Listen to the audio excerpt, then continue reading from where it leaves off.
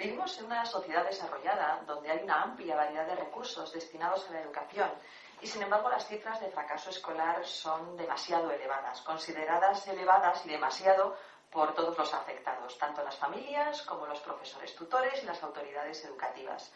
Una demanda muy frecuente, fundamentalmente entre los tutores de educación secundaria, es que se les pueda facilitar un modelo explicativo, algo que les permita entender de manera operativa por qué los escolares no tienen el buen rendimiento que podrían tener. Un modelo explicativo que guíe una forma de actuar sistemática, planificada y que les permita lograr el aumento en el rendimiento de sus escolares y, por lo tanto, la reducción finalmente de esas cifras de fracaso escolar. ¿Podría facilitarnos ese modelo? Voy a intentarlo.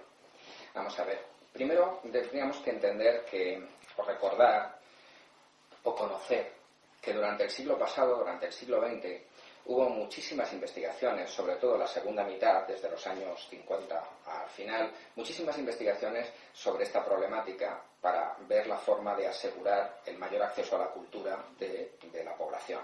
Entonces, los resultados fueron bastante satisfactorios, aunque no totales, como todo. Se pudo identificar ya qué circunstancias de la vida de las personas o qué características de las personas eran factores que permitían predecir fracaso o éxito. Y sobre todo sirvió también para descartar cosas. Por ejemplo, el mito de la buena alimentación, el niño, claro, es que no come bien, o no come carne,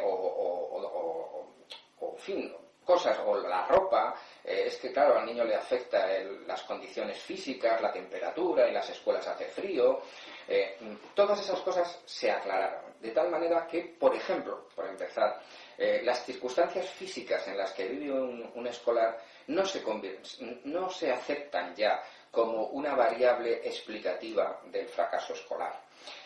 Por el contrario, sí se consolidaron ya características que eran muy importantes, pero con un matiz. El matiz es que cuando se encontraron características de las personas o circunstancias de su vida o comportamientos habituales que se veían relacionados con el fracaso o con el éxito, se interpretaron como causas. Algo así como explicar el fracaso escolar como un fenómeno físico. Los fenómenos físicos tienen una causa que los origina, pero el punto de vista de la psicología es completamente opuesto. El comportamiento humano, la conducta, no tiene una causa que la origina, porque eso significaría que la persona no es libre para decidir. Las bolas no son libres para decidir. Cuando les golpea una vara de billar, pues se van en la dirección que les ha golpeado. Pero las personas, por muchas circunstancias en las que vivan, sean cuales fueran esas circunstancias, o sean cuales fueran sus características, sus capacidades, las personas pueden combinar esas circunstancias y esas características para conseguir unos logros, unos comportamientos diferentes. Eso es lo que se ha convertido en un modelo interactivo que está impregnando la psicología en todos los ámbitos del siglo XXI.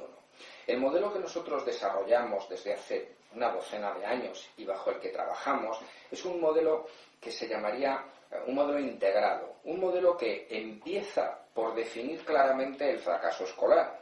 Yo he expuesto aquí unas transparencias como ejemplo de nuestra formación y entonces empezamos considerando que el fracaso escolar no es una cosa objetiva, no es algo objetivo. El fracaso escolar es una experiencia subjetiva. En cada ambiente, ciudadano o de país o de aula, el profesorado establece un criterio de éxito, un rendimiento mínimo, y cuando el escolar cumple ese rendimiento, el profesorado dice bien, satisfactorio. Pero cuando no cumple ese rendimiento, cuando el rendimiento escolar de un niño en un contexto determinado sociocultural es inferior al que se considera normal, entonces se dice que fracasa.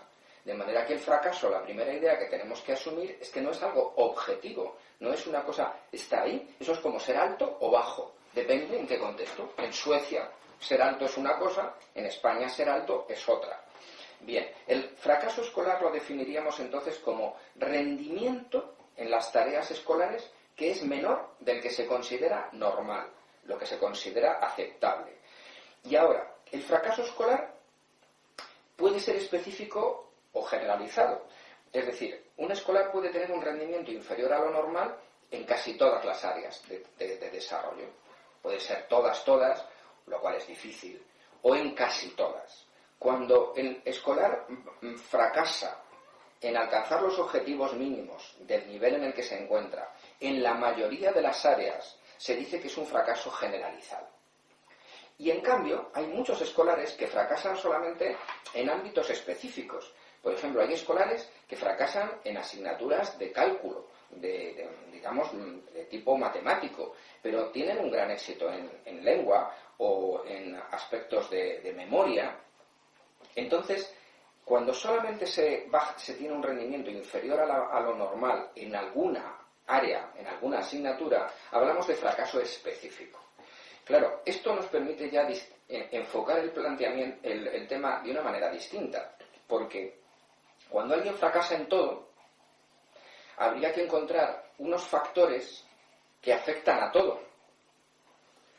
En cambio, cuando fracasa solo en un área, tendríamos que pensar que serían circunstancias o factores que solo afectan a ese área, porque si afectasen a las otras también estarían por debajo de lo normal. Esto es un punto de vista que consideramos trascendental y por eso empezamos el análisis de cada escolar bajo esta perspectiva.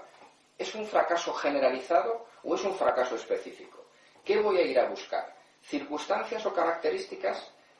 Por ejemplo, problemas de capacidad básica. Pues si tenemos problemas de capacidad básica, pues esa capacidad básica, como puede ser la capacidad intelectual o la capacidad atencional, afectaría a todas las áreas. Pero en cambio, si en la mitad de las áreas el niño progresa muy bien, no puede ser un problema de bajas capacidades, de momento. Pero en todo caso, algo mucho más simple. Vea cómo por tradición, desde el siglo pasado, ver el rendimiento nos lleva rápidamente a pensar en capacidades. Pero es muy curioso, el rendimiento no está relacionado con las capacidades. El rendimiento está relacionado con el comportamiento. Y el comportamiento de una escolar que lleva al rendimiento académico es el comportamiento de estudio. De manera que lo primero que tendríamos que mirar los padres, los profesores tutores, los orientadores cuando se ocupan de un caso es cómo es el comportamiento de estudio del escolar fracasando. ¿Cuánto comportamiento de estudio? De modo que la explicación, el primer nivel de explicación del fracaso escolar, si queremos hacer un estudio nacional, sería cómo es el comportamiento de estudio de los escolares de la región, de la comunidad, de la provincia, del estado. ¿Cómo es? Es decir, ¿estudian mucho, poco, nada o mal? Y ahí la explicación es de tres tipos. No estudian. Claro, hay chicos que fracasan en historia. No, historia fatal. Ya, pero estudian historia.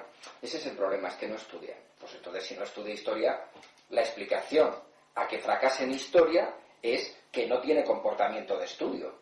Bueno, entonces tendremos que ver por qué no estudia. Pero eso significaría analizar el comportamiento. Ya no analizamos el fracaso.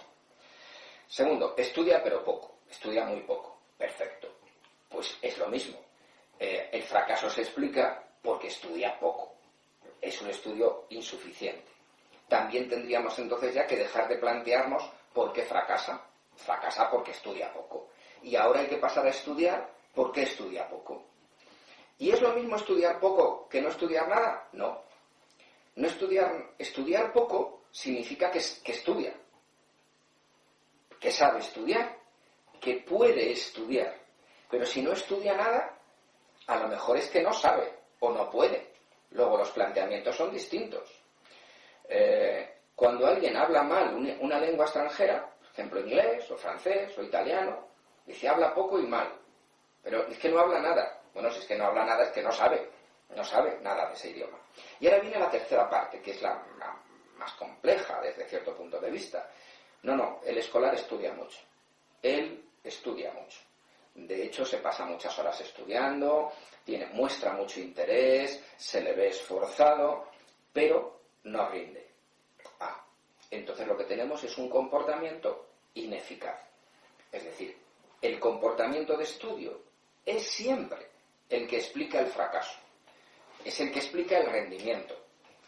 Y ahora, lógicamente, el comportamiento de estudio lleva a éxito según los estándares que haya en el colegio. Todo el mundo sabe, este es un colegio de muchas exigencias. Quizás le convendría a su hijo ir a un colegio de menor nivel de exigencias, cierto, porque, como hemos dicho, el fracaso es rendimiento inferior a la media. En cada centro educativo, cada plan de estudios propone un nivel. Pero entonces estaríamos hablando siempre de que, dado el contexto en el que se encuentra un escolar, si rinde por debajo de la media es porque o no tiene comportamiento de estudio, o tiene un comportamiento de estudio insuficiente, o tiene un comportamiento de estudio ineficaz. En cualquier caso, ¿qué es lo que nos tiene que preocupar? ¿Qué es lo que tenemos que analizar? Realmente solo tenemos que analizar el comportamiento de estudio.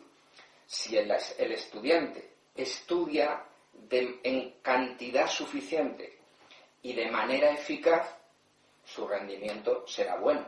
De manera que no se trata de plantearnos por qué fracasan los escolares. Los padres tienen muy claro por qué fracasan los escolares. El profesor tiene muy claro. Fracasa porque no estudia. Fracasa porque estudia poco o fracasa porque estudia mal. Claro, hay veces que en el historial de un niño hubo un tiempo pasado en el que estudiaba mucho. Claro, ¿y ahora por qué ha dejado de estudiar? Porque se ha desmotivado. No, porque se ha desmotivado, no. No ha dejado de estudiar porque se ha desmotivado. A ver, se ha desmotivado y la motivación es ese interés por estudiar porque estudiando mucho no tenía éxito. Como no tenía éxito, pues al final dijo, pues estudiar para no tener éxito, pues es lo mismo que no estudiar y no tener éxito. Y entonces dice, pues ya no estudio.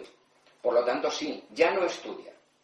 Pero la explicación a no estudia porque está desmotivado no está en la misma línea, está en líneas paralelas. Es decir, lo que nosotros observamos en un niño es que no estudia y que está desmotivado. Pero no que no estudia porque está desmotivado. No estudia y está desmotivado. Bien. Y además, como cuando llega al colegio y se va a los billares. Son tres cosas distintas. ¿Por qué ha dejado de estudiar cuando antes estudiaba? Probablemente porque estudiaba y no tenía éxito. Por lo tanto, siguiendo el principio de funcionalidad de la conducta humana, todo comportamiento que no proporciona satisfacción al individuo, pues este deja de tenerlo por economía. De manera que lo que yo creo que deberíamos centrar nuestra atención es en explicaciones a este comportamiento de estudio. El profesorado lo que tiene que hacer es centrarse en el comportamiento y primero analizar. No estudia nada, estudia muy poco o estudia mucho, pero entonces estudia mal. Bien, con su experiencia entonces nos podría decir que un elevado porcentaje de esos escolares que no consiguen el rendimiento óptimo según los criterios del centro son escolares que tienen ese comportamiento de estudio insuficiente, inadecuado o ineficaz. ¿Se está refiriendo al comportamiento de estudio en casa, las actividades que tienen para casa, o también al comportamiento de estudio en el aula? No, por supuesto, yo me refiero a los dos. Y secuencialmente el que se produce antes es el de la escuela, es el del aula. Porque el estudiante tiene comportamientos de estudio en casa con los elementos de que se ha dotado en el aula. Es decir, si en el aula no ha cogido elementos, ¿qué va a hacer luego en casa? Es decir, los tiene que coger en el aula y ahora usarlos en casa. Hay una secuencia temporal. Primero es en el aula. Tiene que entender las explicaciones de un profesor. Tiene que comprender y luego, con eso, hacer otras cosas. Bien, y ahora una cuestión. Si un profesor tutor introduce en el aula, dentro de sus horas dedicadas a tutoría, una forma de enseñar a sus alumnos a mejorar su comportamiento de estudio, si esto también se generaliza a otras asignaturas, a otras horas de manera transversal, ¿con qué más se va a encontrar que puede explicar ese rendimiento insuficiente o ineficaz? Sí, bueno, yo querría resumir, porque claro, empezamos a hablar de comportamiento de estudio Y eso es algo como cocinar. Oye, ¿tú cocinas? ¿Y qué tal cocinas? Y dice, pues yo cocino poco, pero lo poco que cocino lo cocino bien. O lo poco que cocino me sale tan mal que por eso no hago más. Entonces, cocinar es un término muy general. Comportamiento de estudio o estudiar es un término muy general. Yo creo que merecería la pena que dedicásemos 2 minutos a especificar que los comportamientos de estudio, como usted bien plantea, se pueden producir en el ámbito familiar y en el ámbito escolar. En el ámbito familiar, comportamientos de estudio, eso que los padres dicen no estudia o estudia, tendrían que ser, por ejemplo, que el escolar lee cosas, lee sus apuntes, lee sus libros, lee. No lee. Pues si no lee, ya hay un déficit de comportamiento de estudio. No me estoy refiriendo a si no lee novelas o no lee cosas, sino no lee los materiales de estudio. Segundo, otro comportamiento de estudio en casa es hacer un resumen, resumir, o bien hacer esquemas. Claro, para hacer un esquema o un resumen hay que haber leído. De tal manera que estos son 3 comportamientos diferentes. Leer es una cosa que se puede observar cuando el escolar está leyendo y que por lo tanto los padres pueden anotar en un registro, pues leyó 10 minutos, estuvo leyendo 15 minutos. Es observable, se puede observar, se puede cuantificar, se puede medir, se puede ver si realmente cada mes está estudiando más tiempo o cada vez estudia menos. Entendiendo por estudiar, leer. Segundo, él puede hacer un resumen y eso también es observable, porque el padre, la madre puede ver, a ver, el resumen que has hecho. ¿Cuántos resúmenes has hecho? ¿De cuántos temas has hecho resúmenes? El profesor, por supuesto, luego puede ver los resúmenes que ha hecho en casa. De manera que el profesor también puede cuantificar la cantidad de resúmenes y, por supuesto, valorarlos. Es decir, si los ha hecho bien. Porque alguien puede hacer un resumen, pero no lo hace bien. Por lo tanto, claro, por eso estudia. Por eso su comportamiento es ineficaz. Porque no sabe hacer resúmenes. Sabe escribir en pocas palabras algo, pero eso no es eficaz. De manera que el padre puede comprobar, por ser padre, puede comprobar que ha hecho el resumen, pero por ser padre no puede saber si lo ha hecho bien. Hay padres que tienen formación y lo hacen, pero hay padres que no tienen esa formación.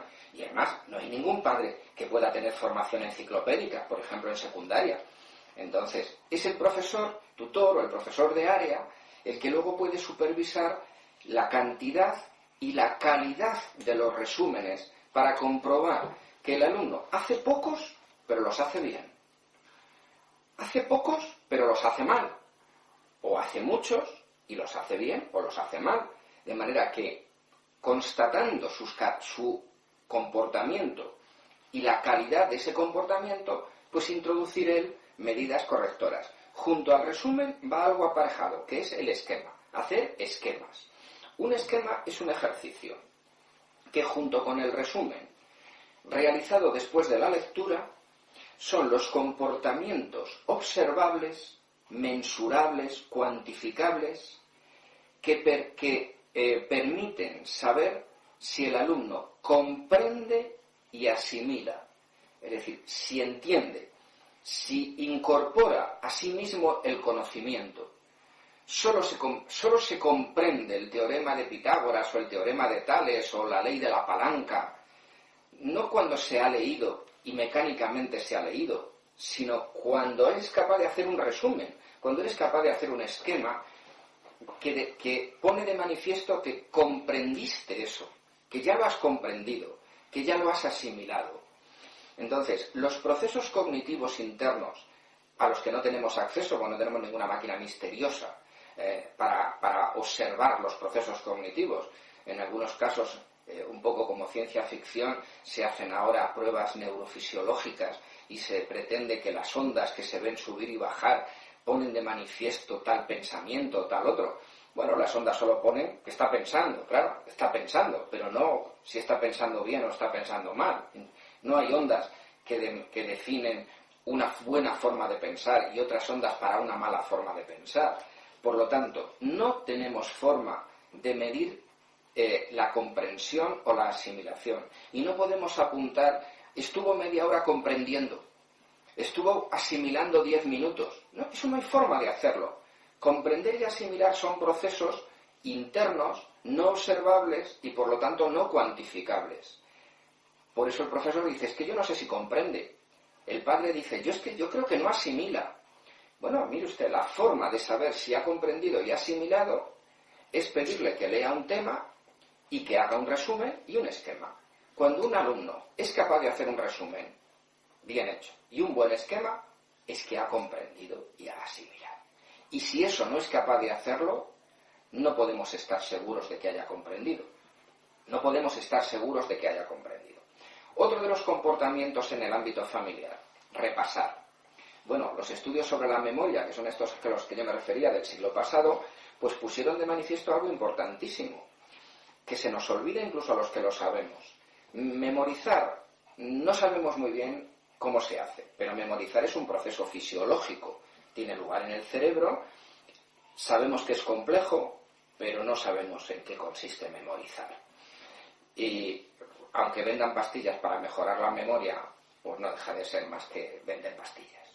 Porque si no sabemos cómo mejora la memoria, ¿cómo vamos a diseñar unas pastillas para mejorar lo que no sabemos cómo funciona?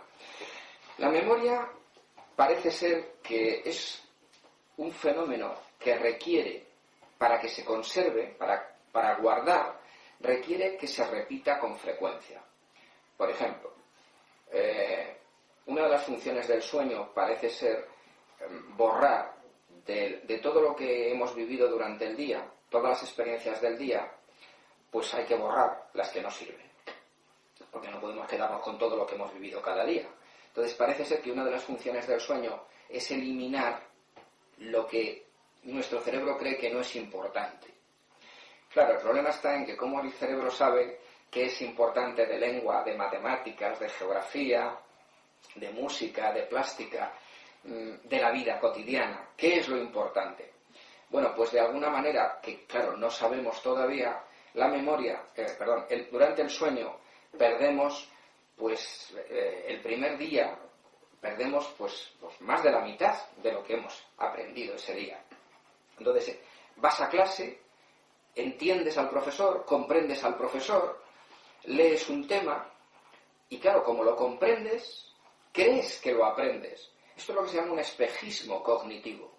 Las personas cuando asisten a una conferencia, cuyo conferenciante lo explica muy bien, salen convencidos de que ya se lo han aprendido. Pero no, solo lo han comprendido.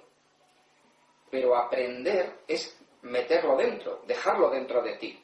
Y el problema es que cuando te duermas, más de la mitad se va a borrar. Y al día siguiente no vas a ser capaz de recordarlo. Entonces, ¿cuál es el recurso de aprendizaje? ¿Qué comportamiento de estudio permite que sea eficaz el escolar? Pues hacer repasos. Hacer repasos a las 24 horas, hacer repasos a los 7 días, hacer repasos a los 15 días, porque parece por los resultados que el cerebro, cuando una cosa se la repites muchas veces, pues al llegar a la noche dice, esto no lo borres porque parece que es importante. Por eso no se nos borra la forma de abrir las puertas, no se nos borran las claves de los ordenadores, no se nos borran cosas porque las usamos todos los días y por la noche el cerebro dice, esto no lo borres, esto no lo borres.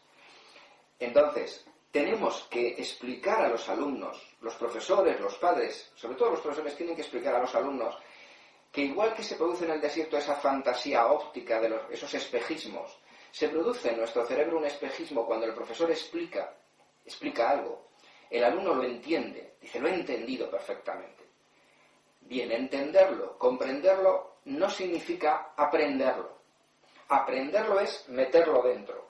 Dice, bueno, pues si lo tengo dentro. No.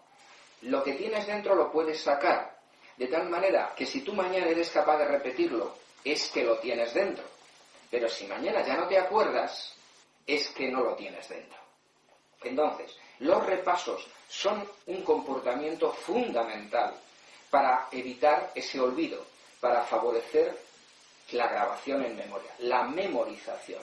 De tal manera que en los programas de autocontrol que ponemos en marcha con escolares, lo que planificamos es repasos a las 24 o 48 horas, que es donde más se ha perdido, a los 7 días, a los 15 días y a los 30 días. Un sistema de repasos periódicos que se hacen en casa, lógicamente. y que el padre puede observar si está haciendo repasos y puede contar cuántos temas ha repasado y que el profesor puede supervisar también si el alumno hizo los repasos que correspondían al día anterior o si lleva esta semana cumplido su programa de repasos. Y finalmente, aprender algo solo nos sirve si luego lo podemos usar, porque si tú has aprendido algo y luego no lo puedes usar, pues no sirve para nada. Entonces, recuperar lo que tienes dentro es lo que demuestra que sirve para algo aprender. Entonces, para recuperar, el comportamiento es un autoexamen, es decir, hacerse autoexámenes. Uno de los comportamientos de estudio en casa es hacerse preguntas, el propio escolar, hacerse preguntas o pedir ese favor al hermano mayor o al padre o a la madre, oye, pregúntame. Entonces, al preguntar, al hacerte preguntas, lo que el escolar se ve es obligado a recuperar de la memoria lo que tiene. Y cuando no lo recupera, pues es que no lo tiene. Sencillamente es que no lo tiene. Y finalmente, la gran baza, el gran problema que existe, el gran motivo de debate en muchas ocasiones, los ejercicios, las tareas. Los alumnos muchas veces creen que las tareas son como un castigo que le pone el profesor. Y lamentablemente a veces tienen razón, porque como castigo por un comportamiento, por haber hablado en clase, por haber tirado papeles, por haberse levantado, por haber pegado, como castigo por haber tenido un comportamiento inadecuado, el profesor, llevado de indiscutible buena voluntad, pero cometiendo un error gravísimo, le pone tareas, dando por supuesto que realizar tareas escolares es algo desagradable. Claro, como realizar tareas es desagradable, un procedimiento de castigo consiste en obligar a una persona a hacer algo desagradable como consecuencia de haber tenido un comportamiento inadecuado. Eso es el procedimiento de castigo siempre. Castigar es hacer sufrir a alguien como consecuencia de haber hecho algo que se considera inadecuado. Entonces, ha hablado en clase, se ha levantado en clase, ha insultado al de al lado, ha contestado de mala manera al profesor, que son comportamientos de tipo social inadecuados, pues le pone más tareas. Con lo cual, ¿qué está cometiendo? Un error que no sabe que es un error, claro, un error tremendo. Está condicionando clásicamente, al modo pavloviano, emociones negativas, malestar emocional al hecho de realizar tareas. Y cuando una cosa nos provoca malestar, pues las evitamos, lo evitamos. De tal manera que cuando desde muy pequeñito empieza esa dinámica escolar de poner tareas como castigo, lo que se está fomentando es que el escolar no quiera realizar tareas y evite en lo posible el realizar tareas escolares, porque eso le hace sentirse mal, Entonces, si eso lo evitamos, si es algo tan sencillo como que un profesor tutor o de área se plantea que jamás propondrá unas tareas como castigo, ya le puede poner otras cosas, pero no como castigo. O sea, como castigo no puede ponerle tareas. Debe facilitar en el niño todo lo contrario, un condicionamiento clásico, un condicionamiento pavloviano de que realizar tareas es agradable. ¿Y eso cómo se hace? Pues muy sencillo.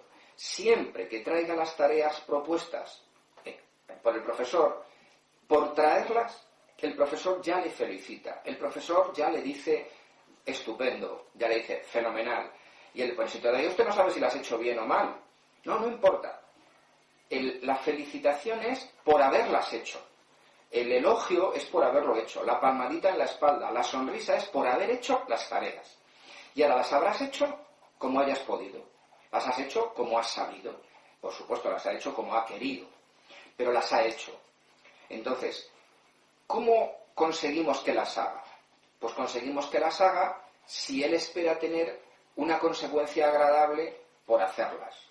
¿Y eso qué es? Pues asesoramiento a padres para que al terminar las tareas le feliciten porque las ha hecho, le permitan ver un programa de televisión o jugar al ordenador o salir a la calle, pero que eso sea algo agradable como consecuencia de haber hecho las tareas. De manera que por asociación se vaya produciendo condicionamiento clásico. Leer, resumir, esquematizar, hacer ejercicios prácticos. Eso me proporciona satisfacciones. Unas satisfacciones inmediatas. Eso luego llevará a otras satisfacciones, que será la buena calificación, la consideración por el profesor. En una palabra, la forma en la que mantienen las conductas de estudio, los comportamientos de estudio, los buenos escolares. Los buenos escolares, los escolares que tienen éxito escolar, leen, resumen, esquematizan, repasan, hacen las tareas, y todo eso lo hacen, ¿por qué? Porque esperan obtener después una satisfacción, porque tienen la expectativa de que con ese comportamiento que les supone un esfuerzo indiscutible, que tiene un coste para ellos, con ese comportamiento van a tener luego una consecuencia agradable, una buena calificación, una buena consideración por parte de los compañeros, de los familiares, de los profesores. Entonces, estamos haciendo análisis de comportamiento, estamos haciendo análisis de conducta, estamos haciendo psicología dentro del ámbito del estudio, dentro del ámbito de la escuela. Estamos trabajando con el comportamiento de los escolares, y con el comportamiento de los padres de los escolares, que tienen que supervisar, que tienen que controlar, que tienen que elogiar, que tienen que animar. Estamos manejando el comportamiento de los profesores, que tienen que supervisar, que tienen que enseñar cómo hacer autocontrol a los escolares, que tienen que elogiar, que tienen que animar. Y ahora, ¿qué sucede? Pues que los ejercicios prácticos no siempre son corregidos o evaluados. Y este es otro hándicap del sistema educativo, que a veces es el resultado de los programas apretados, del elevado número de alumnos por aula. Claro, es responsabilidad del profesorado, pero claro, no es una responsabilidad absoluta, es una responsabilidad limitada. El profesor es responsable si no corrige todos los ejercicios de todos los alumnos. Pero claro, es que puede que no tenga tiempo material de hacerlo, puede que el número de alumnos que tiene no le permita hacerlo, pero puede hacer un sistema aleatorio, un sistema de prestar más atención a los alumnos que no van progresando adecuadamente y reducir la atención que presta a los alumnos que ya progresan adecuadamente. Pero lo que está claro es que los ejercicios, las tareas, si no son corregidas, no producen aprendizaje. Si tú mandas a hacer tareas a un alumno, él las hace como buenamente puede, pero no está seguro que las ha hecho bien. Entonces, si las ha hecho bien, si el resultado es el adecuado, como es en un problema, en una ecuación, claro, es muy fácil, un problema matemático, una ecuación matemática, si se obtienen los resultados adecuados, bueno, pues lo habré hecho bien, por lo menos bien en cuanto a que he logrado los resultados. A lo mejor el método no ha sido el óptimo, pero bueno, pero como he obtenido los resultados, pero en un comentario de textos, en un resumen, en otros trabajos que hay que hacer, si no se corrige, corregir es informar del error, dónde está el error que has cometido al ejecutar una tarea. Eso es corregir. Corregir es comprobar que el método utilizado es el adecuado y decirle, efectivamente, este es el método que tienes que utilizar. Corregir no es solo decir lo que está mal, corregir es decir lo que está mal y lo que está bien. Pero no corregir es evaluar. Evaluar es poner la nota final. Evaluar es decir, pues esto merece un 7, esto merece un muy bien, esto merece un progresa adecuadamente. Evaluar es darle valor a lo que ha hecho. Y eso es subjetivo. La evaluación, la valoración siempre es subjetiva. El profesor puede decidir poner un bien a quien no ha hecho perfectamente un ejercicio, pero que se ha esforzado tanto que merece la pena animarlo. Por eso el profesor siempre, a lo largo de la historia de la enseñanza, ha dado valoraciones distintas a los alumnos, cosa que siempre daba motivo de queja, ¿no? Los alumnos decían, pues a mí me ha puesto esto, pues a mí me ha puesto lo otro. Y el profesor unas veces explicaba, otras veces no, pero siempre decía, yo pongo lo que me parece bien. Es decir, valoro el trabajo del escolar. Eso es evaluar una tarea. Pero evaluar no es corregir. Corregir es supervisar cómo lo ha hecho y decirle bien los resultados y bien el procedimiento. O bien los resultados, pero el procedimiento no ha sido el adecuado. Y decirle dónde está el error. Y corregir es ver cómo lo ha hecho y ayudarle, explicarle dónde ha cometido el error. Eso es lo que produce aprendizaje. Hacer ejercicios, mandar tareas a los alumnos y no corregirlos o no evaluarlos no es un comportamiento de estudio o de aprendizaje. No sirve para nada, absolutamente. Es preferible mandar menos tareas, menos cantidad de tareas, pero corregirlas y evaluarlas, que mandar muchas y no corregirlas o evaluarlas. Y ahora, cuando el alumno hace las tareas y las hace bien, pues es señal de que tiene capacidad, de que tiene posibilidades, de que sabe hacerlas. Pero ¿y qué ocurre cuando un alumno no consigue hacer las tareas bien? Que no es que no las haga, sino que no las sabe hacer bien. Pues si no las sabe hacer bien, pues hay que buscar por qué no sabe hacerlas. ¿Por qué no las hace bien? Y ahora, ¿qué sucede? Alguien no lee bien, no resume bien, no esquematiza bien, no hace tareas bien, pues a veces porque no dispone de los conocimientos previos. Es decir, este sistema de pasar cursos es totalmente absurdo. O sea, un curso se pasa cuando se demuestra tener el nivel de conocimientos, pero no como premio. O sea, no se pasa de curso como premio. Se pasa de curso porque se concibe la idea de que ¿para qué va a seguir en este nivel? Si esto ya sabe, esto ya lo sabe hacer, pues vamos a pasarle a un nivel donde puede adquirir más conocimientos e ir progresando hacia su futuro profesional.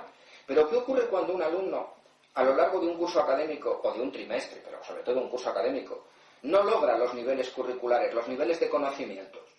Pues le pasamos al año siguiente. ¿Y qué hace al año siguiente? Si cada curso académico se plantea partiendo del supuesto de que se tienen los conocimientos de los niveles anteriores, si se plantea partiendo de ese supuesto y algunos alumnos no cumplen el supuesto, pues ¿cómo van a tener comportamientos de estudio? Sin embargo, una cuestión.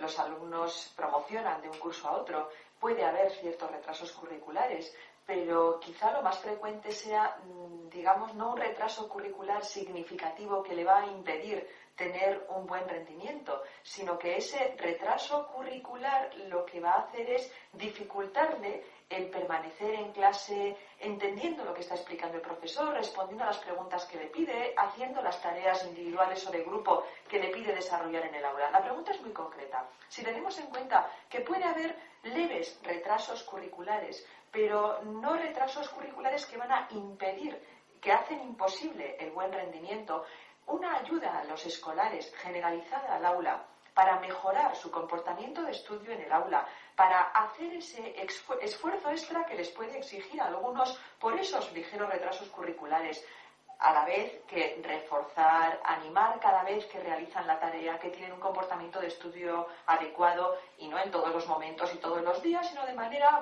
pues aleatoria y cuando se considera oportuno. ¿Podría suplir esos leves retrasos curriculares y ser suficiente para mejorar el rendimiento generalizado en todos los escolares del aula, en esos 20-25 alumnos del aula? Sí, pero con una restricción. Se tiene que plantear desde el comienzo de curso. No se puede esperar el primer trimestre para ver si ellos solos con esfuerzo lo logran. Y luego ya en enero si acaso.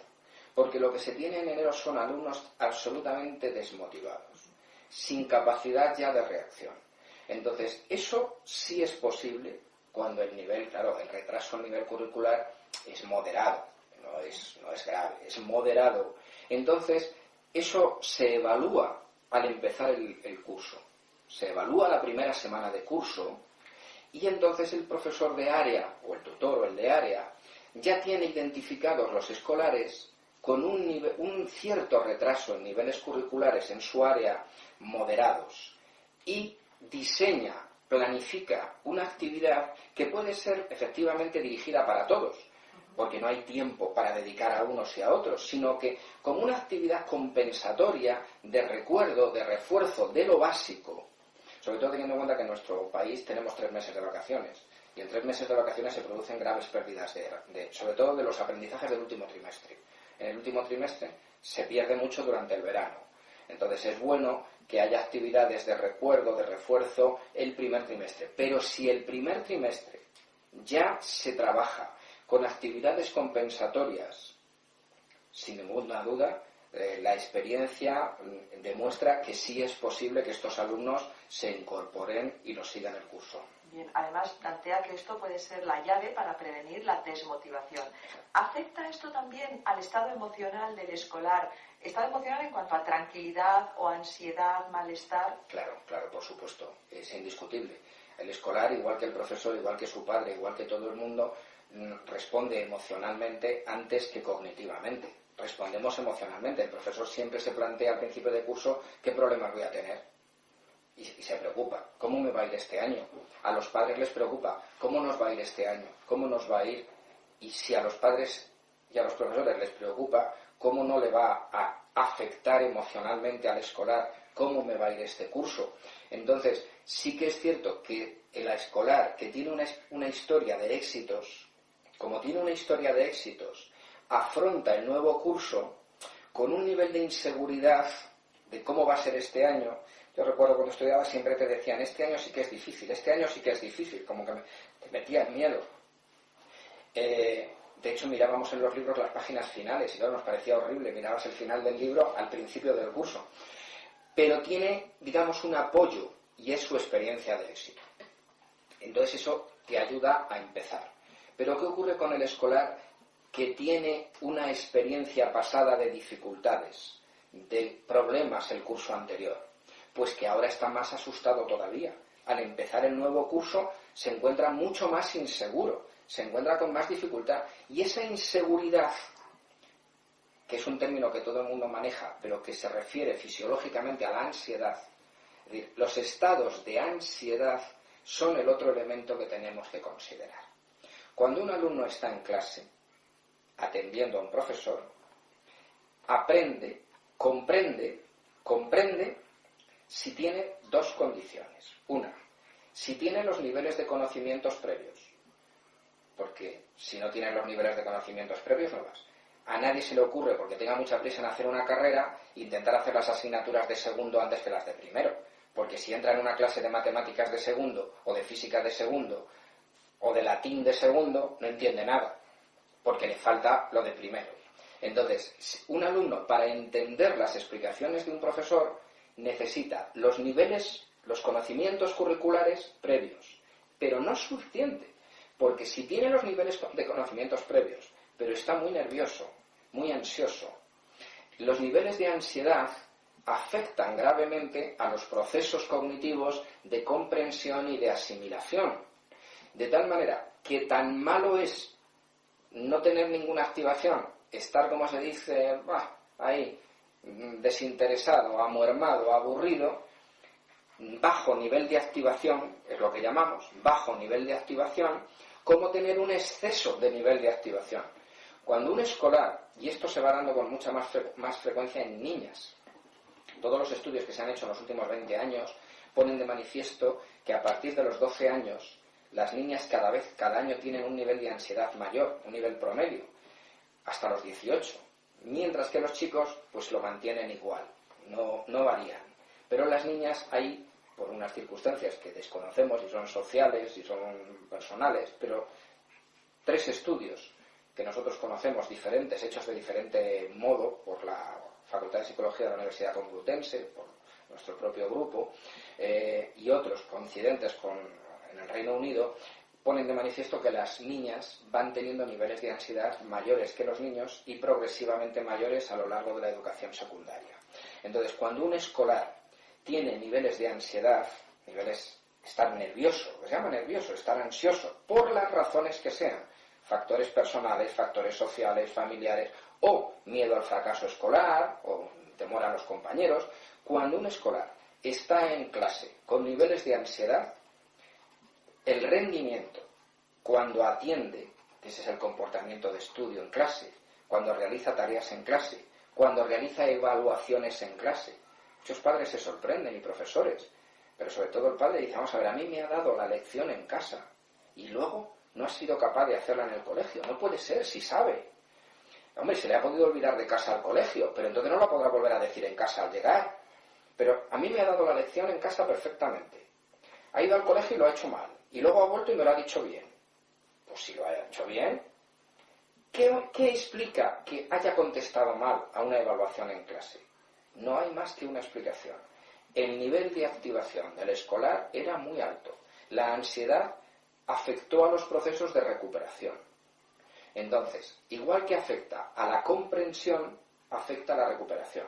De tal manera que un elemento que se está poniendo de manifiesto ya desde finales, los últimos años del siglo pasado, sobre todo en los últimos 2 años de primaria y toda la secundaria, es que los tutores y los orientadores, los jefes de estudios, empiezan a prestar atención a los escolares con niveles de estrés. Y van identificando claramente escolares con fracaso escolar y niveles de estrés. Es paralelo. ¿Dónde está la explicación? Aquí se encuentra la explicación. En los modelos de aprendizaje. Para aprender hay que tener un nivel de activación óptimo. Es decir, estar interesado, estar activado. Una subactivación perjudica el rendimiento y una sobreactivación perjudica el rendimiento. De tal manera que chicos que se encuentran presionados por sí mismos o por el entorno, o que no tienen los niveles curriculares previos, no comprenden las explicaciones, no aprenden, no hacen bien los ejercicios, no hacen bien las tareas y se va consolidando un episodio hoy o un hábito de fracaso. Y ahora, cuando el escolar, es la parte que nos queda, que fíjese, todavía no hemos hablado de actitudes, todavía no hemos, y la inteligencia ¿qué pinta aquí? Y la atención, ¿qué papel pinta aquí? Pues muy sencillo, el último. A ver, es el primero, pero es el último. A nivel explicativo del fracaso es comportamiento de estudio. Comportamiento de estudio es posible si se tienen los niveles curriculares previos y si se tiene el nivel de activación adecuado. Y ahora, bueno, pero ¿tiene el nivel de activación adecuado? Tiene los niveles curriculares previos y sin embargo no aprende. Pues nos tenemos que ir a aptitudes. Y aquí es donde nos encontramos con los escolares, que su fracaso escolar empieza en primero de primaria. A ver, tendríamos que distinguir. Si estamos trabajando con un niño que desde que empieza la primaria empieza a atascarse en el dominio de la lectoescritura y el cálculo, que ningún niño se atasca en el aprendizaje de la lectura mecánica o el cálculo mecánico. Aunque pueda resultar muy llamativo, tenemos animales que aprenden a leer y a sumar mecánicamente, pero no entienden lo que subyace a eso. Los delfines son un ejemplo, las ratas, los simios aprenden estas cosas, aprenden a leer, pero mecánicamente, pero no comprenden. Entonces, normalmente el niño que en segundo de primaria o a finales de primero de primaria, a finales de primero o en segundo, ya manifiesta una torpeza llamativa con respecto al grupo en la comprensión de lo que lee y en la comprensión de los procesos de cálculo, es lo que representaría una llamada de atención, un timbre de alarma, para ver si el escolar lo que tiene es un retraso en el desarrollo de sus capacidades de razonamiento lógico, de su inteligencia lógica, que no necesariamente tiene que ser un niño con deficiencia, para nada, una deficiencia intelectual, sino un nivel bajo, un nivel reducido, o bien tiene problemas atencionales. Los temas de la atención son los que están de moda en los últimos 20 años y el profesorado se va acostumbrando ya a percibir escolares que atienden poco, que al poco rato no atienden, Y claro, un escolar que no atiende mucho rato, pues es un escolar que no puede aprender, porque para aprender hay que atender. Si no atiende, pues no aprende. Entonces dice, claro, es que no aprende porque no atiende. Perfectamente. Y ahora, pues la cuestión es que atienda. Claro, es que hay niños que tienen dificultades para mantener la atención. Pero luego hay otros, que son los nuevos, los que han aparecido ya, que han existido siempre, pero que empiezan a aparecer ahora. Son los niños que no tienen problemas para atender, atienden, pero no entienden. Es decir, no son capaces de percibir los elementos relevantes de las situaciones. No se quedan con los aspectos fundamentales. Son los niños con déficit de eficacia atencional, Entonces, tenemos, digamos, niños con problemas de nivel intelectual, de capacidad intelectual, niños con problemas de capacidad atencional y niños que tienen problemas en el desarrollo del lenguaje. En las áreas lingüísticas, pues tienen problemas en su desarrollo.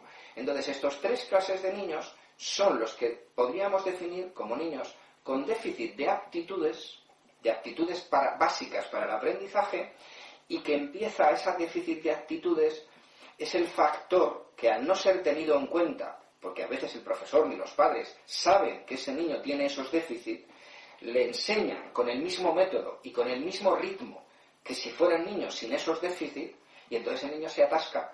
El niño empieza a no alcanzar los niveles curriculares, empieza a fracasar, y al constatar su fracaso se empieza a poner más nervioso cada vez o se desinteresa. Son dos tipos de respuestas que damos las personas por temperamento. Hay quien ante las dificultades abandona y hay quien ante las dificultades se enfrenta con ansiedad. Entonces, tenemos las dos clases de niños. No tienen los niveles curriculares o los tienen sin dominar, pero atienden a las tareas, a las explicaciones, con niveles de ansiedad o con desactivados. Entonces ya empiezan a retrasarse y van progresando, pues porque los currículum son una combinación de aprendizajes mecánicos, de aprendizajes memorísticos, los cuales no tienen mayor trascendencia, pero son escolares que van llegando hacia el final de la primaria con gravísimos retrasos en comprensión lectora, en comprensión de fenómenos. En una palabra, no han cumplido los objetivos de la educación primaria y aparecen en la educación secundaria sin haber sido identificados como alumnos con déficit de capacidades básicas y que tienen muchos retrasos y que, por supuesto, son alumnos que no han adquirido hábitos de estudio ni habilidades de estudio. Sin embargo, en este último grupo de alumnos del que nos habla, sería insuficiente una posible actuación, aunque sea sistemática y eficaz, de los profesores tutores a la hora de enseñar estrategias de estudio, hábitos de estudio. Necesitarían algo extra que se le puede facilitar desde orientación, aula de apoyo o desde apoyos extraescolares. Efectivamente. A nivel de las habilidades de razonamiento, si el niño es identificado, bueno, pues eso, en secundaria, nos centramos ya al final de la primaria y la secundaria, tenemos que asumir algo que también es el resultado de las investigaciones del siglo XX, y es que las capacidades básicas están relacionadas con los aspectos biológicos, los aspectos de configuración fisiológica del cerebro humano, y que a partir de los 12 años de edad, alrededor de los 12 años, las posibilidades de mejora de esa capacidad biológica son muy, muy limitadas. No vamos a cambiar de nivel intelectual, ni vamos a cambiar de aspectos atencionales, pero lo que sí tenemos toda la vida, toda la vida, es la capacidad de adquirir destrezas, de adquirir habilidades para utilizar lo que tenemos. Esas son, pues, a otro nivel las habilidades de algunas familias que con bajo nivel de ingresos son capaces de cubrir todas las necesidades básicas de la familia, de ropa, alimentación, calzado, etcétera. Saben administrar bien una cantidad económica. Y llamativamente otras personas con un nivel adquisitivo mucho mayor se encuentran con una torpeza para, pues, llegar a final de mes. Es decir, no saben administrar esa cantidad de dinero. El símil no es igual, como todas las metáforas, solo se pueden usar moderadamente, pero si el profesor reflexiona sobre esto se dará cuenta de que puede tener en secundaria un alumno con nivel intelectual inferior a la media, con dificultades atencionales, puede tener un alumno inatento, puede tener un alumno hiperactivo, y sin embargo, no tiene por qué decir, pues claro, ¿con esto qué voy a hacer? Pues si es que esto es la capacidad que tienen. No, la capacidad intelectual o la capacidad atencional que tienen no es solamente la biológica, es la biológica más las destrezas que aprenden. De hecho, tenemos ya suficiente experiencia en los últimos 10 años para comprobar cómo, para mejoras de habilidades intelectuales tenemos más de 20 y tantos años de experiencia. Son más de 20 y tantos años en los que, por ejemplo, la experiencia del proyecto Odyssey en Venezuela, el denominado proyecto Harvard, ha puesto de manifiesto cómo escolares de educación secundaria son capaces de mejorar sus habilidades intelectuales con unas actividades sistemáticas, guiadas y desarrolladas a lo largo de meses. Y, por otra parte, menos tiempo, 10 años, una docena de años, tenemos experiencia en niños hiperactivos en cómo pueden mejorar sus habilidades para regular su atención con programas como el Enfócate y el Escucha. Son unos programas de una difusión mucho menor, pero que tanto en España como en Venezuela, como en México y en Argentina y Perú se han ido utilizando en los últimos años, y todos los profesionales informan de grandes mejoras en la capacidad de los escolares para regular su comportamiento atencional, estar más quietos, estar más atentos, reducir sus distracciones. Y ahora tenemos quizás menos experiencia, ya solamente nos reducimos a 5 años, de cómo ayudar a los inatentos, a los niños que son poco eficaces, a aprender destrezas, a adquirir destrezas para fijar su atención mejor en los aspectos relevantes. Necesitamos, por supuesto, más investigación y más experiencia, pero el profesor tiene que tener conciencia de que, pese a que tenga un escolar un diagnóstico de que este niño es inatento, este niño es hiperactivo, este niño es borderline, pues ¿qué voy a hacer? Bueno, pues sencillamente tener el diagnóstico o la identificación de que este niño tiene estas características le sirve de tranquilidad al profesor para saber que con una ayuda extracurricular, una ayuda complementaria, a lo largo de unos meses el niño adquirirá destrezas para manejar con más eficacia esos menores recursos. Bien, profesor García, pues ya nos ha expuesto el modelo y ahora yo le voy a pedir una predicción. Si un profesor tutor, teniendo todo esto en cuenta, comienza por lo más básico y durante todo el curso, en una hora de tutoría semanal y generalizándolo a lo largo de todas las asignaturas y todas las horas del día, tanto él o ella como sus compañeros, los otros profesores, de manera sistemática, intencionada, ayudando a sus escolares que tienen más dificultades a que tengan una conducta de estudio más eficaz, en un curso escolar va a poder ver resultados en la mayoría de sus alumnos o no. No, en un curso no, lo va a ver en la mitad del curso. A mitad del curso va a ver los resultados. Donde son más llamativos es hacia la Semana Santa, por hablar de cómo es nuestro curso académico. Los ve, de hecho los va a ver porque tenemos experiencias controladas en las que esto se ha puesto de manifiesto. Sí los va a ver. Muchas gracias.